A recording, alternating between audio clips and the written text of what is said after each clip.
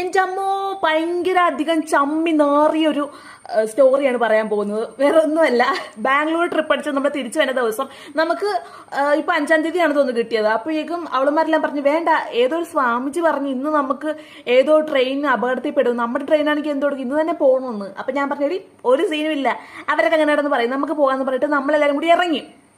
അപ്പോൾ രാത്രി ആയപ്പോൾ ഒരു 8 മണി 9 മണിയൊക്കെ ആയപ്പോഴേക്കും ഒരു വിജനമായ സ്ഥലത്ത് നമ്മുടെ ട്രെയിൻ അങ്ങ് നിന്നപ്പോഴേക്കും നമ്മൾ ഈശ്വരായത് നമ്മുടെ ട്രെയിനിൽ തന്നെയാണ് അപകടം പറ്റാൻ പോണെന്ന് പറഞ്ഞു. അപ്പോൾ അവളുമാർ ഇങ്ങനെ പേടിച്ചിരിക്കുമ്പോഴേക്കും ഞാൻ ട്രക്കിൽ ഒന്നും വരത്തില്ല അപ്പോൾ ഞാൻ ട്രക്കിൽ എൻ്റെ ബാഗും എടുത്തുകൊണ്ട് ഞാൻ സ്കൂട്ടാവാൻ നോക്കി. അപ്പോൾ പെട്ടെന്ന് ടീച്ചർ അറിയാം എന്താ അത് ട്രെയിനിൻ്റെ മറ്റേ സാധനം വലിച്ചാണ്. ഒരു കൊച്ച് ഉറങ്ങിയപ്പോൾ ആ കൊച്ച് കയറി പിടിച്ചത് ആ സാധനത്തിലായിപ്പോയി. ട്രെയിൻ നിൽക്കുന്ന സാധനമില്ലേ, അപ്പം എല്ലാം അങ്ങനെ നിന്നു. പിന്നെ അവരെല്ലാവരും പോയി കൊച്ചിനെയൊക്കെ മറ്റേ ഫൈനൊക്കെ അടച്ച് വിട്ട്, പാവം കൊച്ച്. അപ്പോൾ ഞാൻ തിരിച്ച് ബാഗ് കൊണ്ട് കയറിയപ്പോഴേക്കും പിള്ളേരെല്ലാവരും കൂടി അവിടെ ഇരിക്കുവാണ്. അപ്പോൾ തമിഴത്തെ ചേച്ചിമാർ പറയാണ് കൊള്ളാം, നല്ല ഫ്രണ്ട്, ഇങ്ങനത്തെ ഫ്രണ്ടിനെ കിട്ടാൻ മക്കളെ നിങ്ങൾ ഭാഗ്യം ചെയ്യണം, അവളവിടെ കാര്യം നോക്കി സ്കൂട്ടാവാൻ നോക്കിയെന്ന്. അപ്പോൾ എല്ലാവരും നല്ല ചിരി, വീട്ടിൽ പോയിട്ട് പറഞ്ഞ് ചിരിക്കാൻ ഒരു സ്റ്റോറി ആയില്ലെന്ന് പറഞ്ഞ് ആ ചേച്ചിമാർ.